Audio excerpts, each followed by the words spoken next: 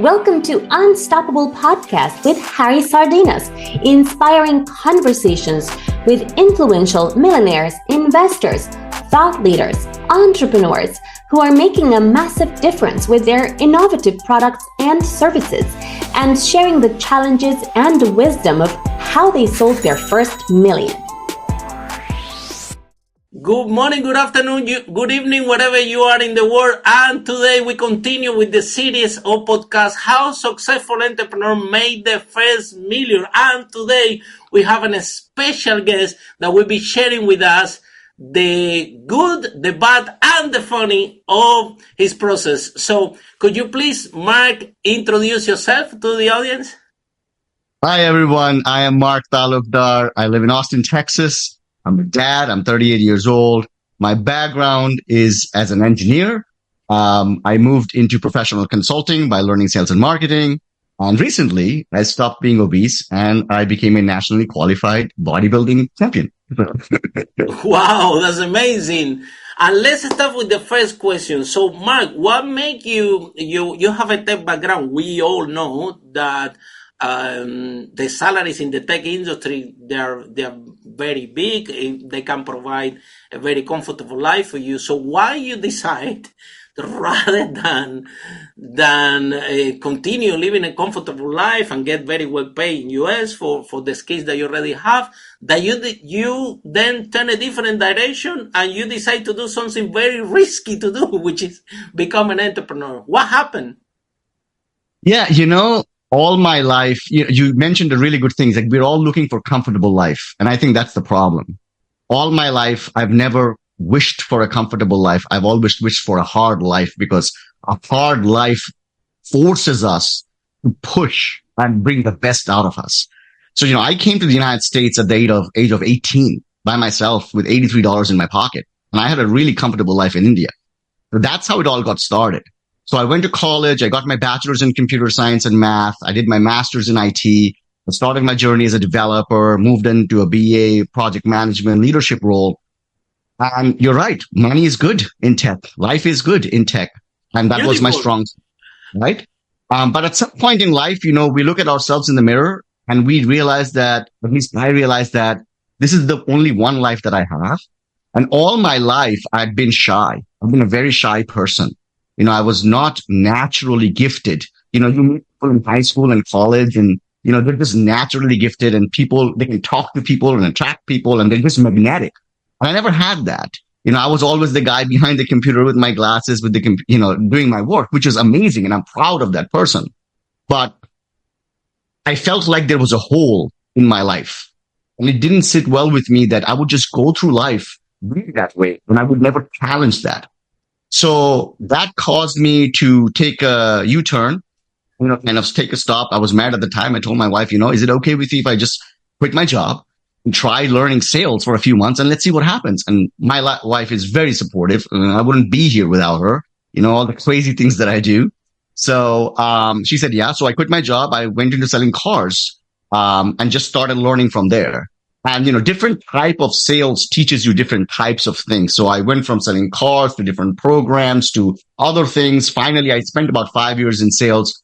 When I quit sales, I was nationally ranked. I was the top 3 in the company. And that was kind of the end of my transformation from being that shy person who couldn't talk, an introvert, into somebody who can talk and talk and build relationships and make money off of that. Wow. And then you decided that was a good idea to start a business helping a specific tech entrepreneur to achieve more sales. Yeah. So from there, I was a full package. At that time, when I completed sales, I knew how to code. I knew how to build projects, lead teams, and I knew how to sell.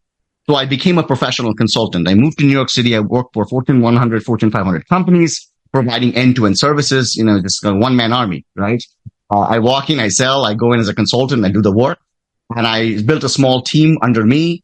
And at some point I realized, okay, now it's time for the next step. Why am I working for someone else again? Right? I think the purpose of pursuit that we all have in life is freedom. But freedom comes with responsibilities. right? So I wanted to be responsible. You were talking about tech salaries being good. Professional consultant salaries are even better, right? So from there, again, it was one of those moments where I said, this is wonderful, but I'm getting comfortable. I want to push myself. I want to get to the next level. And that's when I quit my professional consulting career and started a business. And it's a heart-based business. It's a business that is really geared towards helping myself where I was back in the day, because I didn't know where to go. And I went through baptism of fire. I went through horrible, horrible things.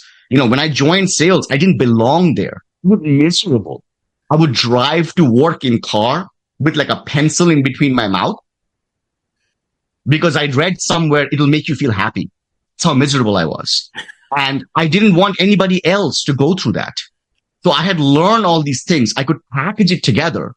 So many people, like I'm getting goosebumps as I talked about it because I'm so passionate about it, right? There's so many people who have so much talent and they have spent their entire lives, but they don't get a chance to start their own business because they feel like, well, I'm not a people person. I don't like talking to people. I can't connect with people. So I started this business teaching ethical sales because sales is also a cuss word, right? In many cultures. When you think sales, people think somebody's trying to swindle you into something. So how do you bring your open, honest self in front of the customer and earn their trust the right way and help them understand that maybe your product is the best product for them? And if that's the case, how you close the sale? That's what the business was founded on. I started working with people around the world, amazing, amazing individuals, and my life has never been the same since.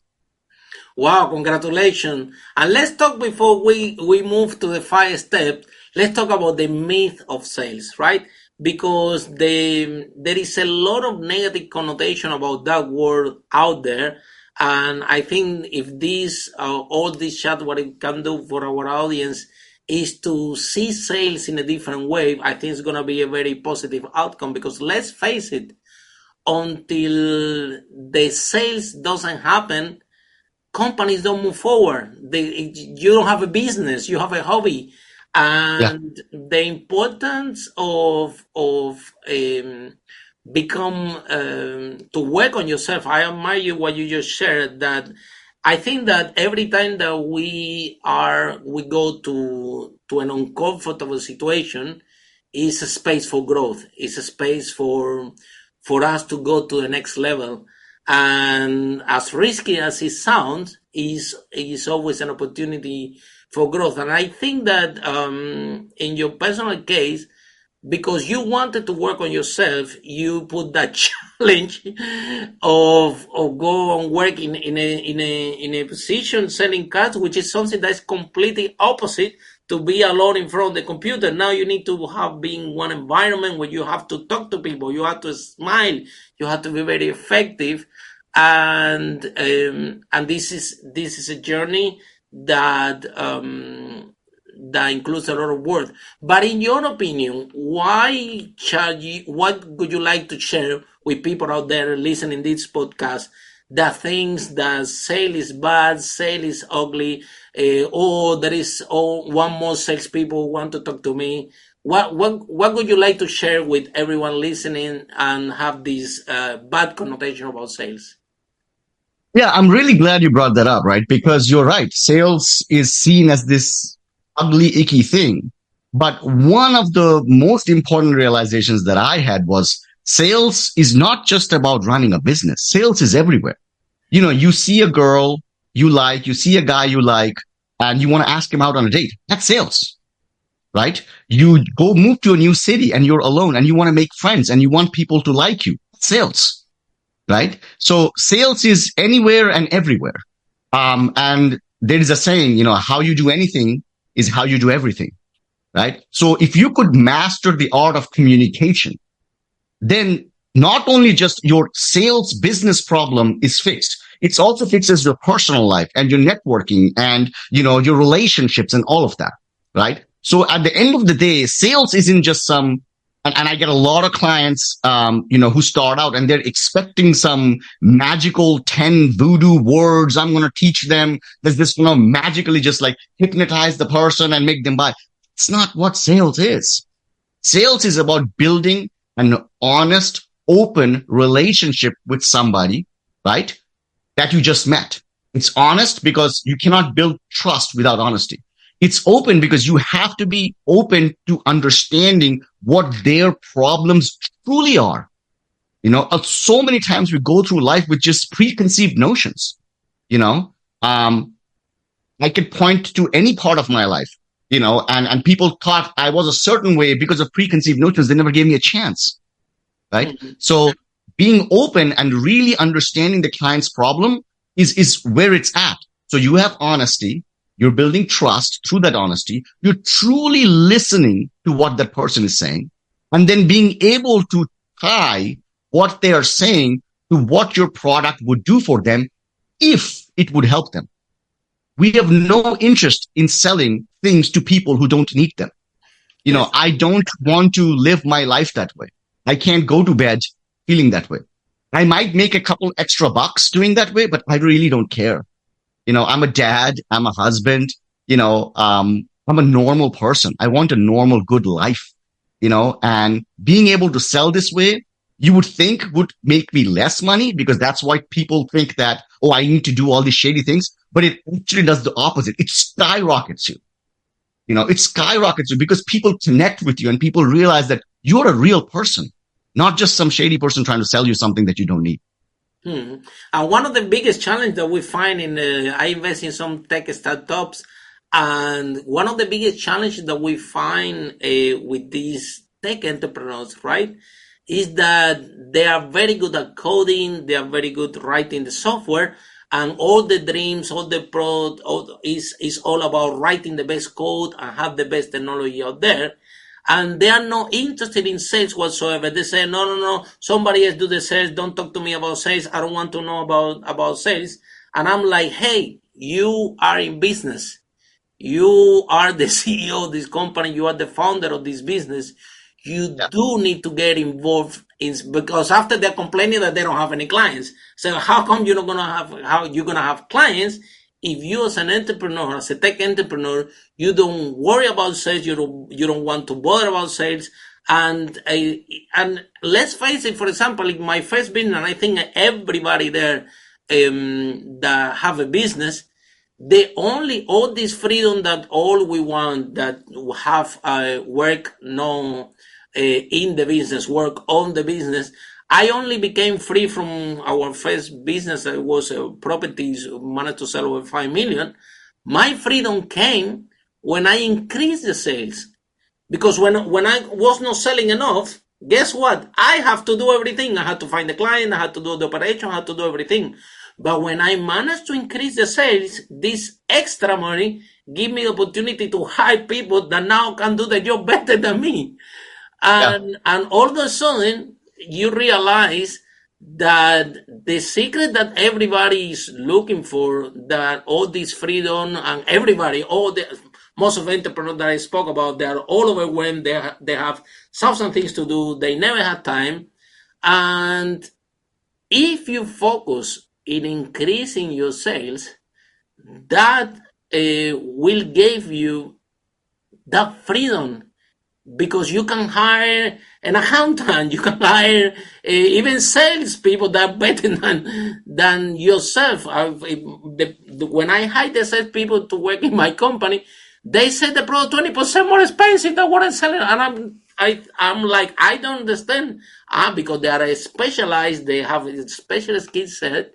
But if you as an entrepreneur, you don't make an effort to learn and to get involved on that, you won't achieve this extra set that you need to buy your freedom. So that's why, in my opinion, sales are at the blood of the business. And if you don't like to sell, you cannot be in business. Yeah, Let's 100%. let's speak the truth. Yeah, you cannot be an entrepreneur that you don't like sales. You don't want to be involved. Don't be in business. Go back to the tech job and be comfortable there. Right. And you don't have to deal with sales, and then you're gonna have a happy life with a happy salary.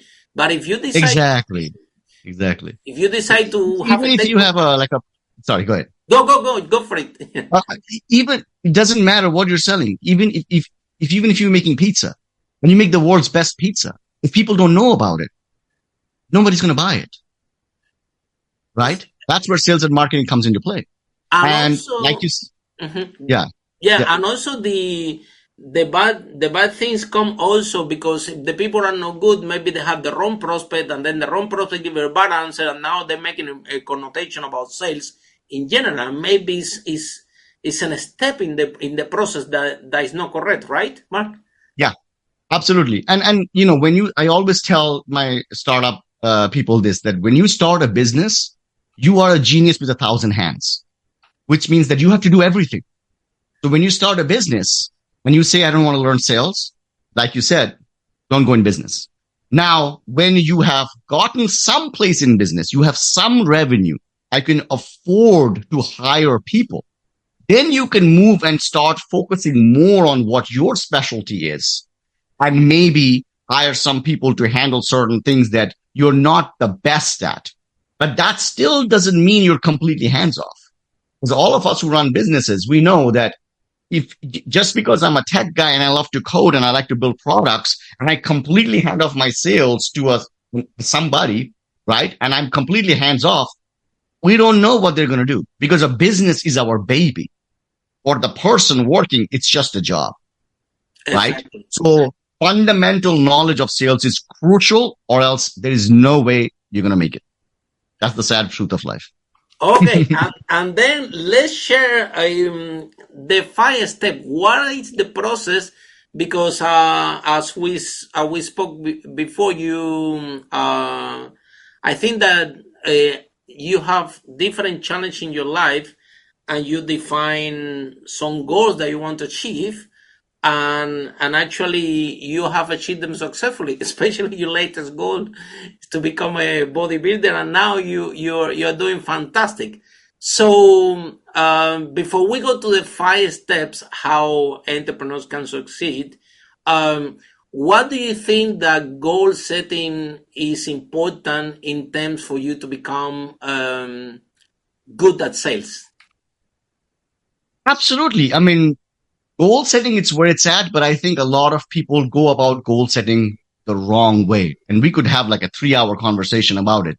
Um, what qualifies me to talk about it? Well, I've gone through some transformations in my life, right? I've gone from coming to this country with nothing to becoming an engineer, Lean Six Sigma consultant, having 6-figure salary right out of college, right? Learning sales, becoming a professional consultant. And now the recent goal of going from a 41% body fat to a 7.9% body fat, becoming a nationally qualified bodybuilder. Goal setting is complicated and it kind of ties into the 5 things the 5 specific steps that I follow to achieve anything. Because like I said, how you do anything is how you do everything. Um, Starts with commitment. First step being commitment, right? It Now we takes do the first commitment. step, commitment. Commitment. Yeah. You have to be fully committed to it. And that means you truly believe that you are going to do it. You may not know how you are going to do it. You may not even know what the first step or the third step or the fifth step would be. But it takes commitment to get into something. That means that when I get into something, I'm like, the only way I'm going to get out of it, either a winner or dead. Oh, or not. But there is no choice. Being committed means there's no choice, right? It doesn't matter who it is. If your mother couldn't find money to feed her child, she will find a way to get money to feed her child. That's commitment. If you were going to get kicked out of your house on the road and your children are going to be homeless, you're going to find money to pay rent. That's commitment. So it's that level of putting yourself out there and putting bet on yourself and saying there is no way out. There is no quitting. That's step one. That's basically how badly do you want it. So, for example, when you decide to become one of the best sales consultants in the world, you went into there, even if it was not uncomfortable. You went to sell those cars, but inside your mind, despite that you were a non-people person, something was inside you that you actually believe and commit that you will become one of the best sales consultants in the world. And with that commitment, everything started, right? Absolutely. And the same approach you took when you decided to become a bodybuilder, which is a huge commitment, a lot of hours of training. So In the same way. So you said I'm Same gonna way. become, yeah. You mentioned how badly we want something, right? And that's exactly where it's at.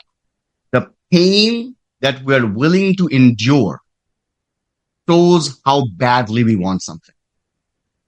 So when I was trying to learn sales as an introverted, nerdy math major kid, it was painful. I didn't belong there. Every single day I went into an environment where I wanted to just hide and melt away. And it was extremely painful, but I wanted it that badly that I was willing to endure that pain. Same way, when I was at 41% body fat, I couldn't sleep at night. I had sleep apnea. I would snore so much, my wife would have to like, come on, come on, come on. Or sometimes I would stop breathing.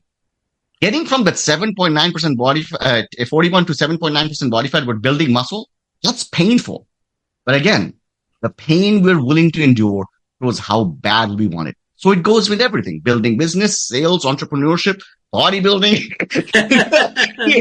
all of it, you know? And you say how you do one thing is how you do everything, right? Exactly. Exactly. And that's what the magic is that I would love for everybody who's listening to this, maybe getting inspired and motivated to understand that the good news is you just need to know how to do one thing correctly. And as long as you learn it, you can apply it everywhere else. How wonderful is that, right? Amazing, amazing. So, okay, so after we work on our commitment, which is something very, like I said, we can be talking hours about this because Yeah. people are telling you, oh, I have the commitment, I want to do this, but how badly do you really want it? Or you just saying for saying, or you actually, I'm going for it with everything you got. And if this is the mindset, have a great commitment, it will be one of the strongest pillars for you for the people out there listening to achieve the success. But commitment is not enough. So what will be, Mark, the step number 2 that our audience can take to transform their life? Because I think that what you have experienced and what you just shared with me is not a change, it's a transformation, right? There is a difference between change and transformation, because you say, no, I'm going to change the way I say, but change, you can change for good, and after you change for bad again.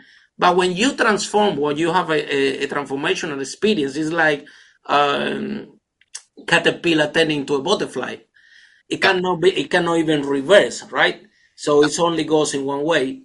So for people that are actually listening and want to do a transformation and achieve a huge financial success and grow the business, what would be the step number 2 that they all should be following?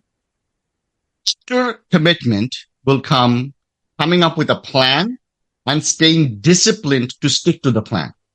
Now we know that plan is not going to be the best plan because it's your first iteration of the plan, but you need to come up with some type of a plan that is well thought out. If you have a coach, you have a much better chance of coming up with a good plan, but you don't need a coach, right? You could DIY it yourself. You might have to just go through multiple iterations. But whatever plan you come up with, you put it on pen and paper, you are honest to yourself. True honesty is important. We can never lie to the man in the mirror, right? And you say, to my best of my knowledge, is this the best plan that I can come up with right now? Yes. Am I going to be able to follow it? Yes. And now step 2 is completed with the discipline to stick to that plan. It could be a 30-day, 60-day, 90-day, whatever plan you have come up with. After commitment, you come up with the plan and you stay disciplined to stick with the plan before step 3 kicks in. Yeah, I agree with you because on the step number 2, right, coming up with the plan, well, there are different ways to come with this plan, right? I think that if you have a coach or a mentor that actually has achieved that, and because that's the other thing, some people are weight loss coaches and they're fat, right? So it doesn't work like that. So you have to find a mentor or a coach that actually has done what you really want to achieve with that plan. And I think that the coach and the mentor can only accelerate that process But at the end of the day, it's like you said, even what can happen if you don't have a mentor or a coach is that your plan, it will take you longer, because it's like you said, you need to run different iteration of that plan and trial and error until it actually Yeah. works. But if you have that discipline, right? Even if the plan, you have a mentor and you have the discipline, so you will achieve it faster, or if you have the discipline to commit to your plan and do the trial and error until it works, then I think that, and this is a very difficult word about discipline, because discipline is very uncomfortable, especially for entrepreneurs, us that we manage our time, and we are thinking, shall I wake up 8 a.m. or shall I wake up 11 a.m.? And shall I do this? Because when you have a job, it's easy, right? They're paying you, so you need to be there 8 o'clock in front of the computer, and you have to go, even if you want it or no. However, when you become an entrepreneur, it's completely different. You manage your time, and you actually can wake up anytime you want. So, but it's that discipline that will keep you on track. Is that correct? Absolutely. And this is what I tell all my entrepreneurs. And I work with people all around the world, like from Ivy League schools, highly accomplished. And they're very comfortable and they have a very cushy job making a lot of money. And I tell them this thing. I said, listen, if you don't learn to control your own time, someone will control it for you. And right now at your job, your boss is doing that. He controls how many times you pee. He controls how long you're away from your desk. He controls when you eat, when you take your breaks. Sure, you're making a lot of money, but I don't want to live that life. So, like Spider-Man said, right? With great power comes responsibilities. When you're an entrepreneur, you are greatly powerful because now you have the ability to start your own business and grow business. But that comes with responsibility. And the responsibility here starts with learning how to control your time. So agree with you 100%. Love it. This is such a good conversation. I'm loving it also because we one of the trainings of the workshop that we do, speakers and leaders, is selling one to many. So imagine, right? So we teach people how to sell not one to one or one to many in front of large audiences. And again, I feel because it's a lot of similarities with the when we talk to people, and the other thing that I want to add is the same thing, right? A lot of people come to me. I have friends, for example, that they have read thousands of books, yeah, and they have money problems, and I'm asking them, have you ever read a book about sales? No. And I said, if you don't want to have money problems, rather than be reading thousands of books read and learn about sales. Then, if you know how to sell, you won't have money problems. I mean, if you know how to, because even if it's not your product, you can sell other people's product, right? So it's a skill that, because the other people think, no, it's a talent base. It's not a talent base. Look at you. Yeah, look how you're a computer, in front of the computer, very timid. Why?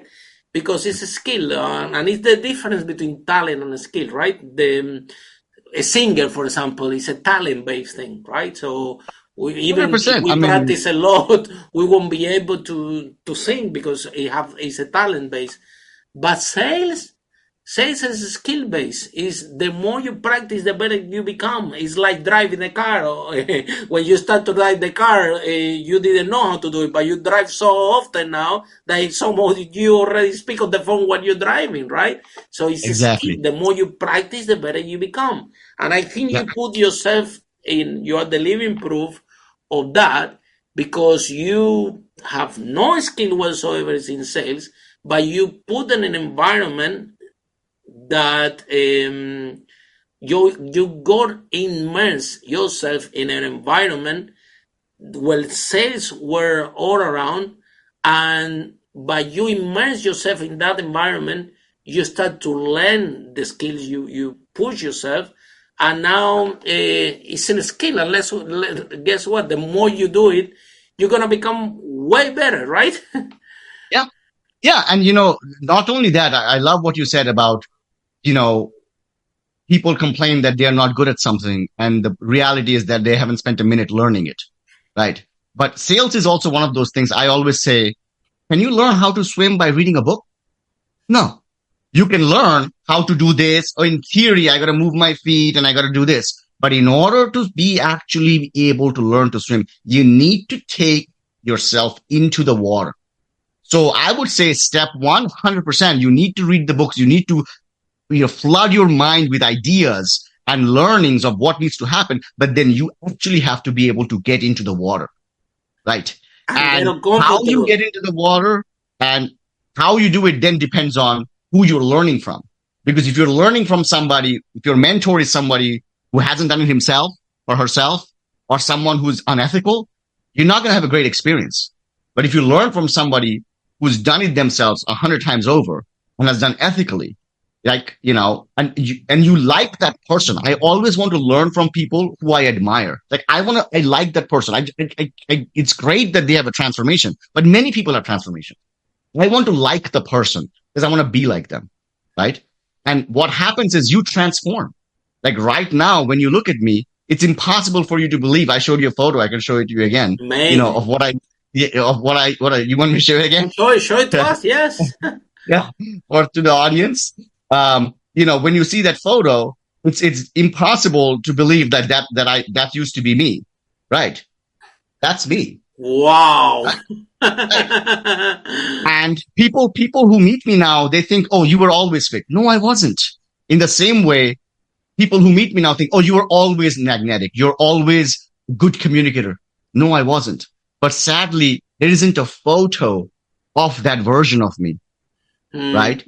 You transform yourself and you just become a different person.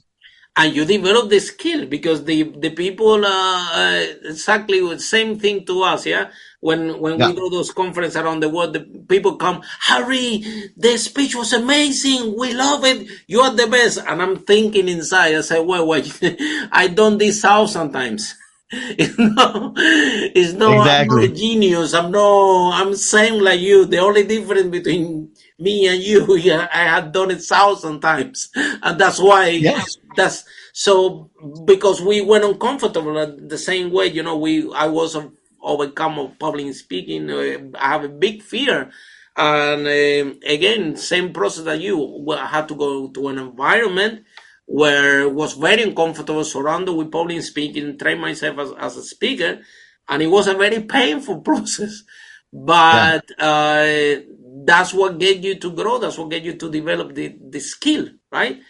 And that's the beauty about skill-based things, right? That everybody can do it. If somebody comes to me and tell me, no, I'm not good at sales, or I don't like sales, this is you, but it's all BS, and we know it. Is that they don't want to improve themselves. They don't want to work hard on themselves. They don't want to and maybe because lack of knowledge, they are not aware how important is that vertical, especially if you're in business, right? Yeah.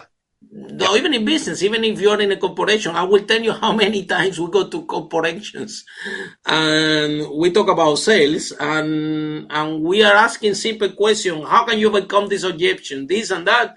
And only few people raise their hand. I'm like, guys, you get paid to sell and you don't know this basics element.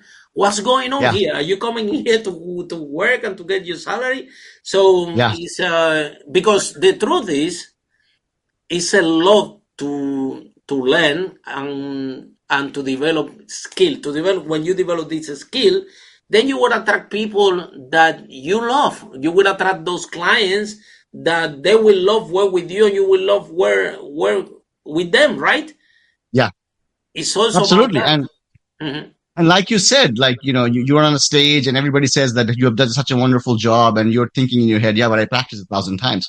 Because sales is a performance, right? Think about a magician. You go see a magic show. It's like, voila. it looks magical because the magician practiced it 1,000 times behind, first time he was doing the cards all fell down, right? Think about a singer.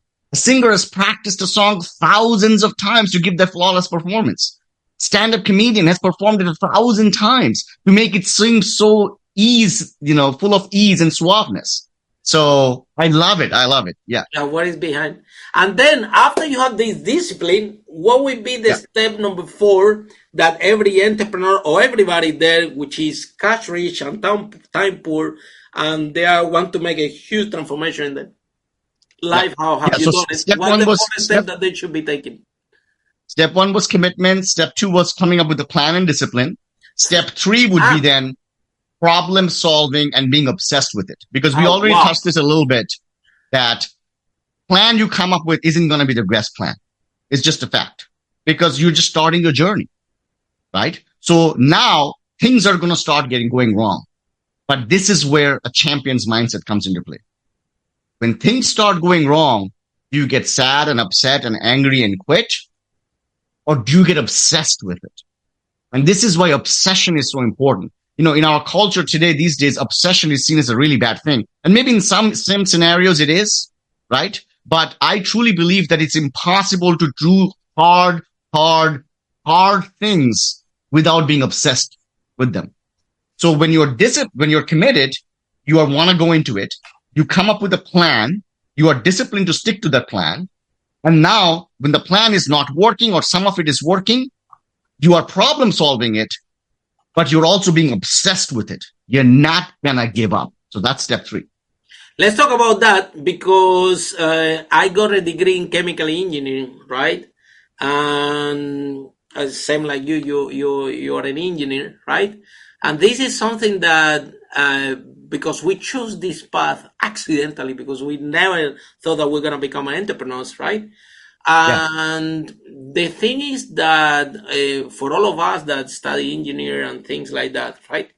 What I share when I talk to people is like we have a very good actually the people that they are engineers and mathematicians and computer science, they're actually very good entrepreneurs. The reason for that is because when we go to university, we spend 5 years and in those 5 years, what do you hear every single day? Problems. They are not real problems. They are virtual problems. You have mathematical problems, chemical problem, physics problem. But you stay 5 years listening the word problems, and you spend 5 years solving those problems. So your brain is trained in a way.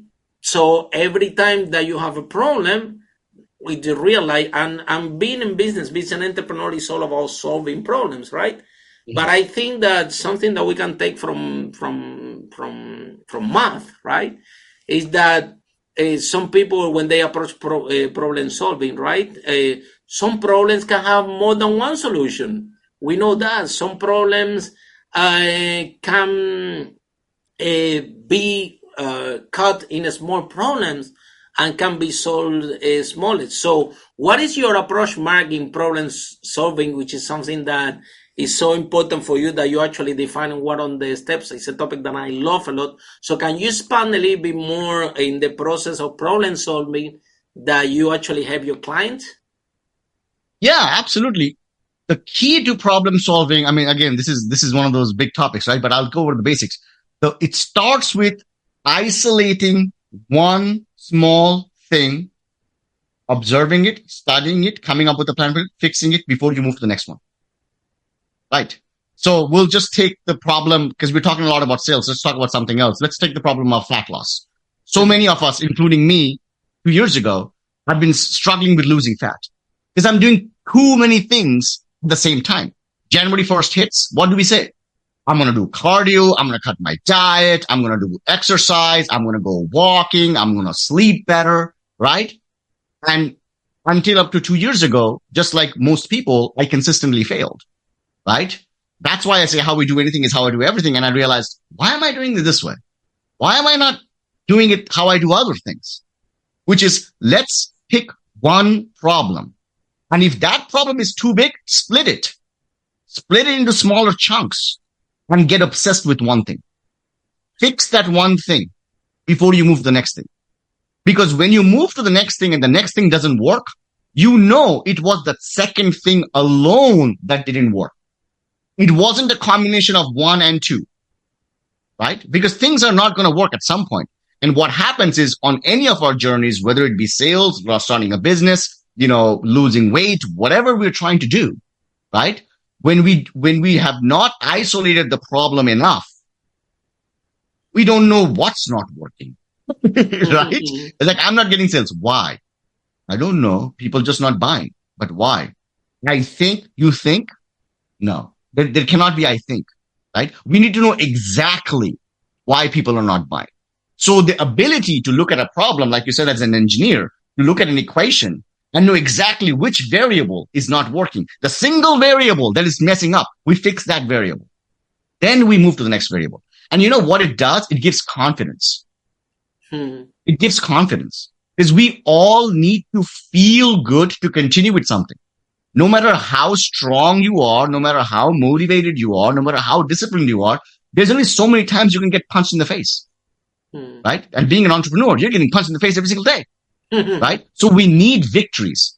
And by problem solving, isolating problems, we fix a little something. That's a small win. That's actually my step 4.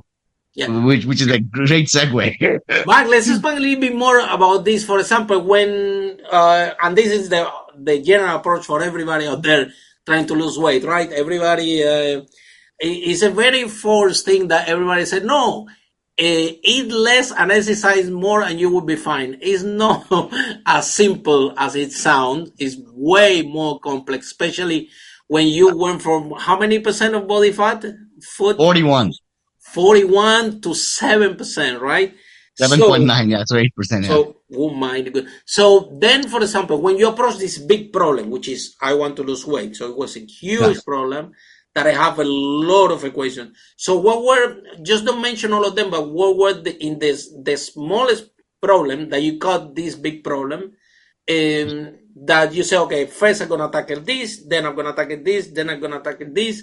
How you turn this big problem in a small problems and how you decided to do it? What was So the very first thing we have to understand is what is the science behind weight gain and weight loss. Okay. There is only one way for calories to come into our body, through here. Okay. But there are multiple ways the body expends calories. So for example, first, BMR, basal metabolic rate. It is the amount of calories your body is burning just being alive. Like if you lay in bed and you do nothing and you don't even move, your body is still burning calories, getting your organs moving. Okay, that's your basic metabolic rate, basal metabolic rate. We don't have control over that, but that's factor number 1. That accounts for 70%. Okay. Second is what is called NEAT, non-exercise activity thermogenesis. Okay. This is you and I are talking. We're shaking our head. We're moving hands. I'm going to get a glass of water, doing everyday stuff. Okay. We're burning calories that way. That accounts for about 15%. We're at 85. Then there is exercise activity thermogenesis, which is the calories you burn through exercise, lifting weights, doing cardio. That's about 10%. Okay. And the last 5% is what is called TEF, thermogenic effect of food.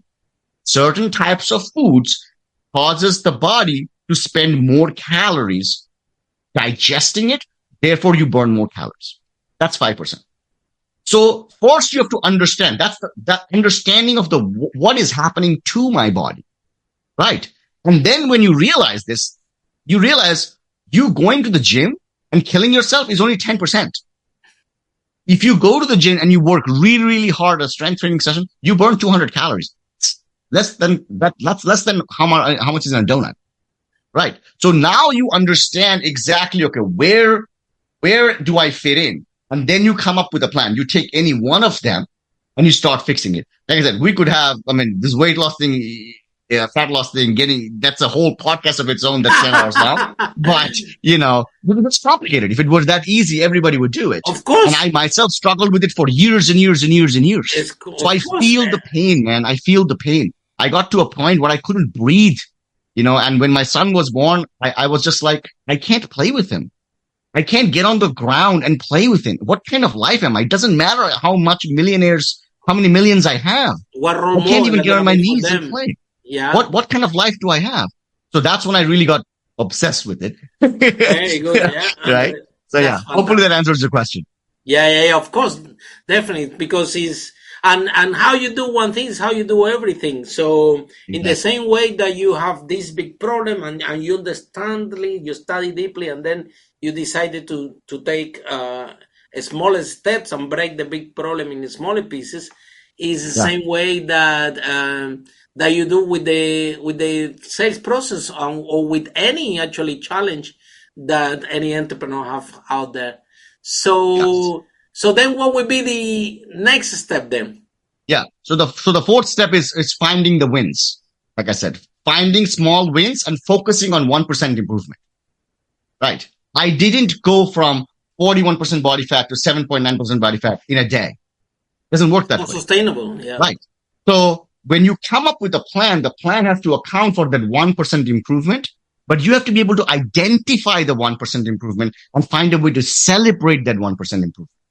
Right. It's all detail oriented. As engineers, we are detail oriented. Right. So we know how to do this. So as an entrepreneur, learning sales, learning marketing, building your business, building a product, building multiple products is the same thing because it's a grind. People think entrepreneurship is just like, drinking coffee at a coffee shop and working on your laptop. But those of us who do it, we know it's a grind and it's a thankless job. You don't have a boss coming and patting you on the back and saying, good job, right? You have a customer yelling at you. So you have to be able to, that's part of self-motivation, right? How do you stay motivated? It's by identifying. In the previous step, we talked about isolating the problem, being obsessed with the problem, fixing the problem, then celebrating that before you move to the next one. And when you're moving to the next one, your next goal needs to be literally a 1% improvement goal, right? No matter, and that's where I applied with my weight loss journey. Why can't I lose weight? I'm not only going to lose weight, I'm going to get into bodybuilding and I'm going to win. I just have to do that 1%, 1%, 1%, 1%. And discipline and consistency. We are all doing that in other areas of life. But just the knowledge and the application of it, people look at me and they think, just like you when you were saying on the stage, people think, wow, Harry, you're so amazing. It's so natural. They look at me and say, how did you do it? I can teach it to you. It's so easy. Once you know something, like I'm sure whatever skills you have, it took you years and years of grinding to get there. But now you can teach it to somebody in a couple of hours through an online program. It's the same thing. It's the same idea. Yeah. So finding those small wins, previous step, celebrating those wins we all want to skip this step. And this is the most important step, right? So celebrating those wins and finding a plan for the next 1% improvement. Yeah. Let's talk about this celebration because, we are very good as human beings at get angry and don't celebrate ourselves, but we are very bad actually in being grateful and celebrate the small victories, which is something that is key in the process of growth, in the process that achieving your goals, in the process to take your company to the next level. So celebrating these small wins is important because it will be the drive, right? To help you to keep going. That's correct. Yeah. Absolutely. And the thing is, unfortunately, we grew up we all, I think, maybe some didn't, but at least me, most of us grew up in a school system where it was just like berating you or punishing you when you did something wrong. Most clients I work with, Ivy League graduate clients I work with, don't know how to celebrate. When I say go celebrate something, they're like, should I go buy something? Like, should I go and eat something? They don't know how to celebrate. What kind of life are we living, Harry? What kind of life? We wake up in the morning. We have worked so hard all our life. We have gone to college. We have acquired these skills. We have started a business. We're making money, but we don't know how to celebrate. We don't know how to take care of our own body, right? These are the things that push me. These are the things that motivate me. These are the reasons I wake up in the morning and I can come with this same energy and attack a new problem. This is how I don't get bored. This is how I don't get upset when a client is upset, because I'm obsessed with helping, so learning how to celebrate right, and then coming up with that plan to get to the next level. That's where it's all at. And then, Mark, what would be the final step that everybody should be following out there? Final step is stretch the goal. Stretch the goal. So when I started my bodybuilding journey, for example, fat loss, the goal was that I'm going to do 3 competitions, one in April, one in May, and one in June. Okay. I didn't have any goals to win because I can't control a win or a loss, but I have control over what I put in my body and utilize the knowledge that I've acquired to get a certain type of physique, which basically translates to body fat percentage. So I said, okay, for the first competition, I'm going to be at a 10% body fat. I can control that. For the second competition, I'm going to be at an 8% body fat. I can control that. And for the third competition, I'm going to be at a 6% body fat. And if I win something, that's wonderful. Well, the first competition, I was at a 9.7% body fat and I won. Voila. The second competition, I was at a 7.9% body fat. So I achieved both goals and I got nationally qualified. Right. Wow. So I stretched the goal. I had a primary goal of certain body fat, but then I had a secondary goal. Wouldn't it be wonderful to win something? Wouldn't it be wonderful to, do something? So it's not a small win and a big win, right? Exactly. Small win and a big win. But it has to be a logically thought out win. These things are very easy to understand when someone's talking about it. But when you have to do it for yourself, it's very hard. It's what is called this Solomon's paradox. Solomon the wise, he was so wise. He gave knowledge to everybody, right? Everybody came to him for problem solving, and he gave the best solutions. But if you actually read the history, he himself had a really bad life. He himself was broke and he had all these issues with women and all these things because he couldn't follow his own advice. So there's actually a thing called Solomon's paradox, that we can sometimes give great advice to others, but we can't follow it ourselves. Right? So that's that. So those are my 5 steps.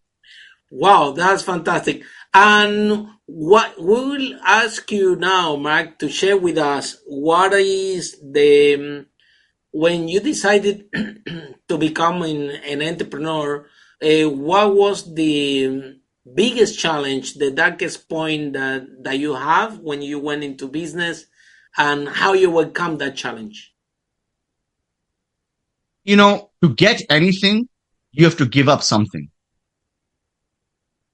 Now, when you don't have anything, it's easy because you don't have anything. So what are you going to give up? Mm-hmm. But for me, we talked about this. I was making really good money as a programmer. So I had to give that up to learn sales. And then when I became a professional consultant, I was making even better money. Mm-hmm. Right? And I would have to give that up and come to zero and start my business. When I was on my fat loss journey, well, I had to give up all this wonderful food that I love. Rice and pasta and donuts. And I have to eat all this garbage food? What are you talking about? Not just that. I had to give up hanging out with a lot of my friends. Yeah, because they use different style and yeah. Because what do? We all go out, we drink, we eat, we have a good time. I can't do that anymore. But I also don't want to live a life without my friends. So I have to go to my friend's house to a Super Bowl party or something, a soccer party or something, right? And everybody's eating and everybody's drinking. And Mark, come on, man. One drink, one this. I can't do it. And you drink do it over and over and over. You're giving up something, right?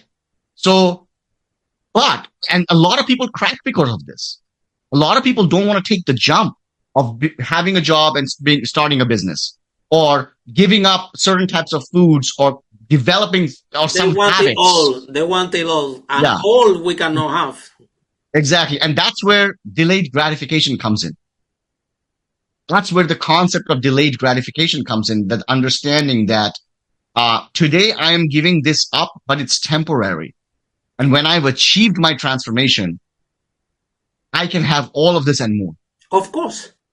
Exactly, because at the end of Yeah. the day, and then you realize that at the end of the day, it's all about habits. And at the beginning, you say, "Oh, I hate all this food," but Yeah. actually, eventually, you will start to love these foods, Exactly. and sometimes even hate what you were eating before, right? So it's all about Yeah. uh, new perceptions, new habits. But the most important thing is to work on ourselves. Yeah. There is as an entrepreneur, 80% of our success is in our mind. So uh, to be an entrepreneur is a big responsibility, as you shared earlier, and have the mind, the body, and the spirit, and work on yourself constantly Yeah. is a journey. No, not only that actually will have an impact in your business, increase your sales. Something that we were talking before. We were discussing how energy, how having high levels of energy can have higher results when you're selling, right? Because Yeah. it's proportional, right? Yeah. So, Denmark, can you please share with us the for the people out there, right?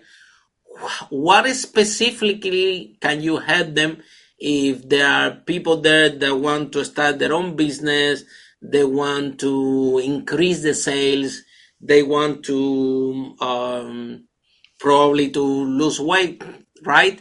Yeah. And so how they can find you, and what is the process that your clients follow with you Hmm. specifically, Yeah. and so share with us how you actually can help them for our Yeah. listeners.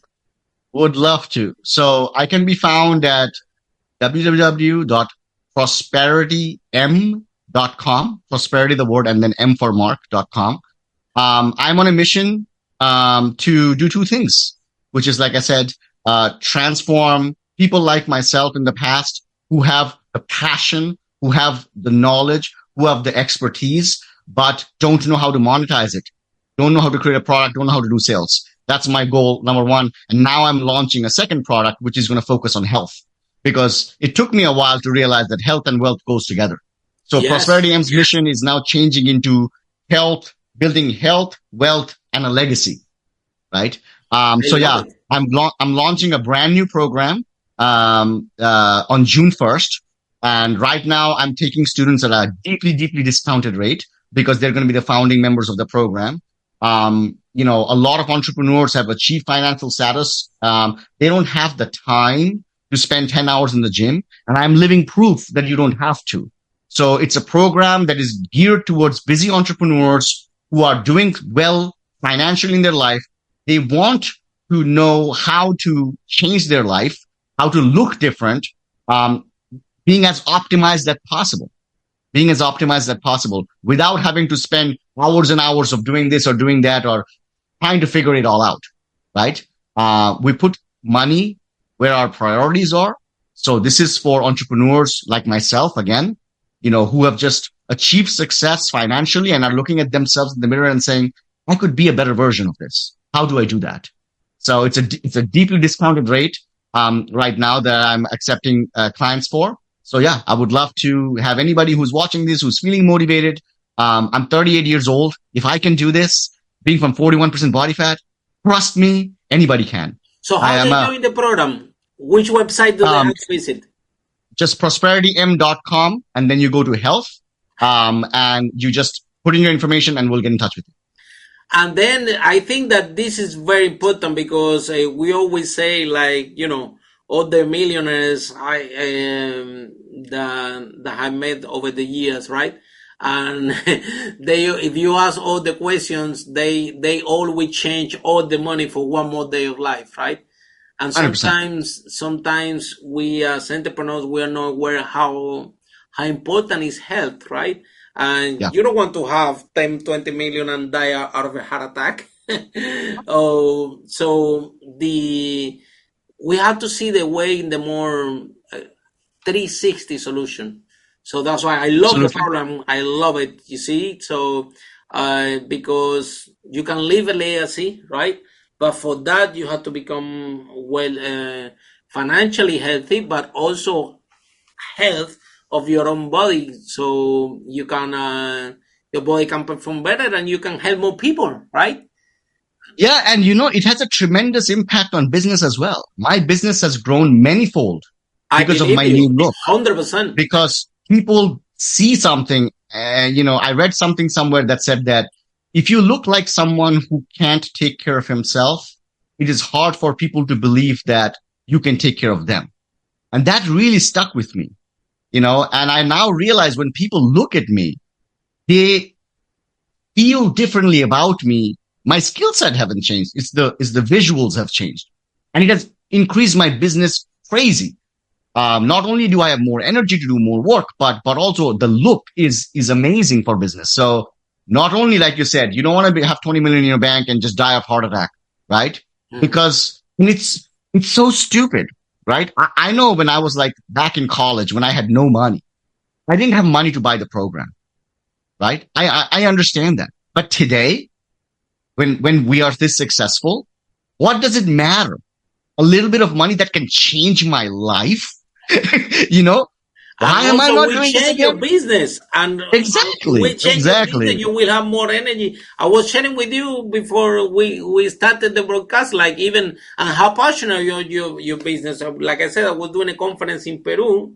The audiences, Yeah. these large audiences, so the stage are really big.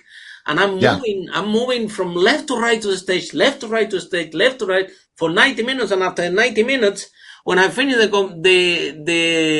conference, I'm smiling, and I'm like, I'm thinking, Harry, you have to work on yourself. We have to do more exercise. This cannot be going like that, because your business, what you're passionate about, we have an impact. Yeah.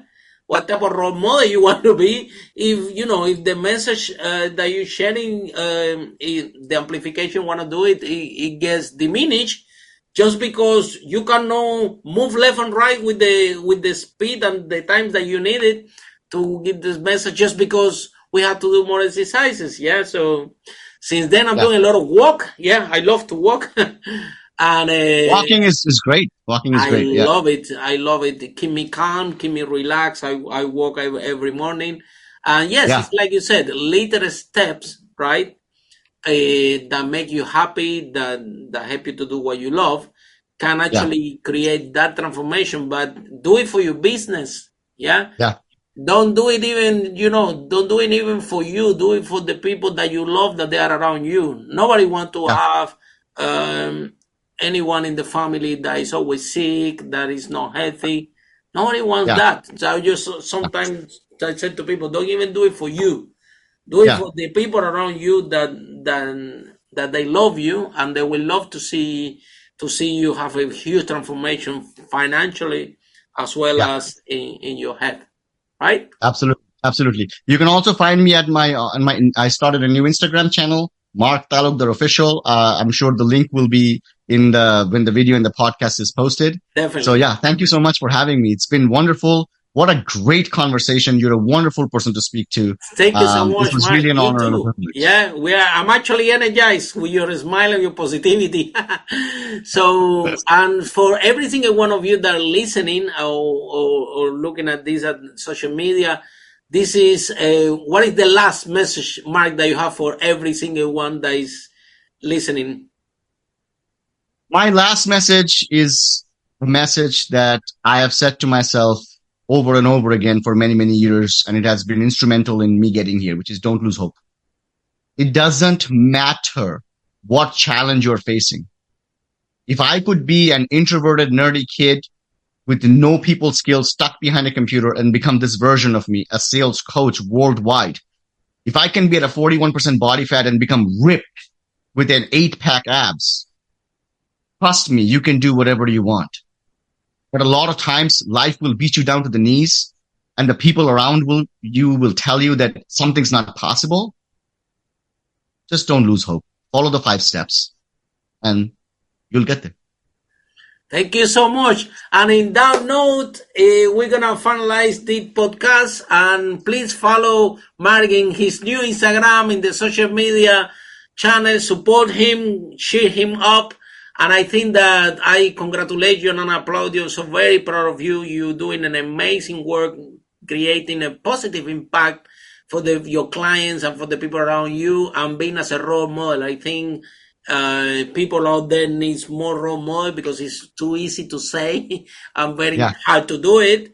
So by us becoming a role model of our clients, of our people around us, we can create more positive impact, and we can help more people. So thank you so much. That's been fantastic. And see you guys in the next one. Bye for now. Bye for now.